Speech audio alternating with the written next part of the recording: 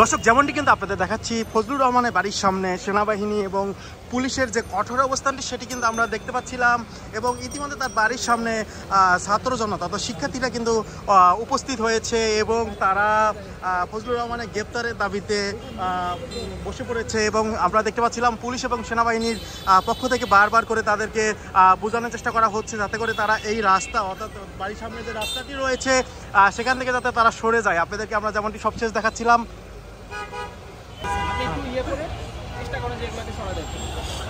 কথা বলি সবার সাথে, কথা বলে আমি আপনার কথা বলতে পারতেছি না, কারণ আমরা আসলে কেউ লিডার না, সবাই কমপ্লিট, সবাই কমপ্লিট, কেউ কাউকে সিচুয়েশনে বুঝতে হবে যে কোথায় কি হচ্ছে না। আমাদের দিক থেকে নেগেটিভ কিছু হবে না, এটা আপনি বুঝতে পারবেন। এখানে এমন কিছু হবে না যেটার জন্য আপনার জননিরাপত্তা দিতে হবে, এটার জন্য সরকারি কোনো অফিসের উপর প্রভাব থাকবে, এরকম কিছু হবে না। আমরা একটা দাবি, 24কে ছোট করে 24-এর বিপ্লবীদেরকে রাজাকারের বাচ্চা বলেছে থাকবে, তাকে গ্রেপ্তার করা, কালো শক্তি বলে যে আখ্যায়িত করছে তাকে গ্রেপ্তার করা, এই ফজলুর রহমানের মতো বাকশালীতে দোষর আছে তাদেরকে গ্রেপ্তার করা, এবং 24কে কোনোভাবে যদি ছোট করা হয় তাদের বিরুদ্ধে এখন থেকে ডিরেকশন হবে তার বাসার সামনাসামনি, এবার থেকে লড়াই সামনাসামনি।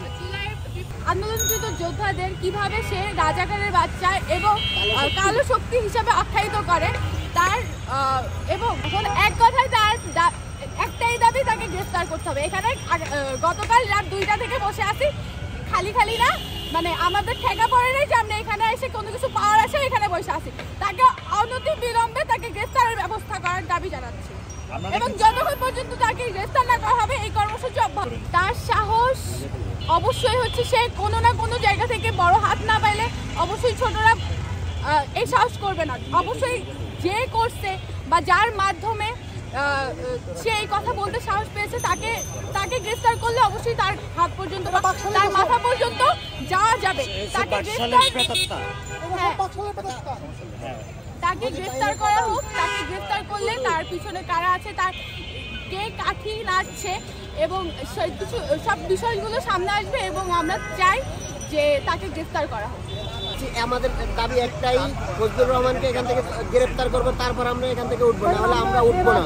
আমাদেরকে যদি সেনাবাহিনী আঘাত করে, করুক, মারলে মারুক, আমাদেরকে অ্যারেস্ট করলে নিয়ে যাক, কিন্তু আমরা ফজলুরে অ্যারেস্ট করা ছাড়া এখান থেকে উঠতেছি না। আমরা এখানে বসছি, ফজলুরে যতক্ষণ পর্যন্ত গ্রেফতার করবো ততক্ষণ পর্যন্ত আমরা এখানে আছি।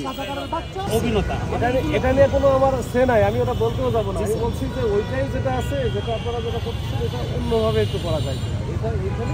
এটা তোমার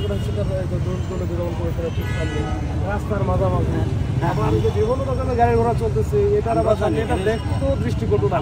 মানে এইটার একটা কি প্রসেস বা কোন দিকে গেলে সেটা একটা হয় ডেমোক্রেটিকও হবে, লিগাল হবে, যেটা হচ্ছে সবাই বুঝবে, যেটা হচ্ছে আইনগতভাবে আমরা এটা করতেছি। আমরা জানি এখানে অনেক সরকারি প্রতিষ্ঠান আছে, রাষ্ট্রীয় অনেক গুরুত্বপূর্ণ প্রতিষ্ঠান আছে। আমরা গতকালকে সারা দেশে বিভিন্ন দিন আন্দোলন করছি। এখন আমরা চাচ্ছি না রাস্তা ব্লক করে যে অপরাধী যে খারাপ হবে তার বাস গ্রহণ যেটা হবে ওখানে হবে, সেই শাস্তি হবে। আমরা জনগণের শাস্তি দিতে চাচ্ছি না কোনোভাবে। বাসার সামনে অবস্থান করছে আজকে তাকে গ্রেফতার করা ৭১ পরাজিত হয়েছে 5ই আগস্ট বলার পরে, গণ অভ্যুত্থানকে কালো শক্তি বলার পরে একটা বিপ্লবকে কালো শক্তি বলছে। সন্দেহ হচ্ছে যে আমি কেন, আমার কেউই মানে না, ব্যবস্থা নেই, নিব না, আমি তো নিবই না। আপনার যমুনার সামনে যাবো হচ্ছে সেইটারই হয়। এটা কিভাবে আমরা গেলে তো হবে না, এইভাবে তো আমরা, দেশ তো আমাদের, রাষ্ট্র তো আমাদের, এখন এমন কিছু না করে যেটা আমাদের মান সম্মান যায়, এই বিষয়গুলো যেটা মাথায় রাখতে হবে। আমরা তো জনগণের ভোগান্তি করছি না, এই মান সম্মানের জনগণের কোনো ভোগান্তি করছি না। এমনভাবে সার্ভিস করছি আপনার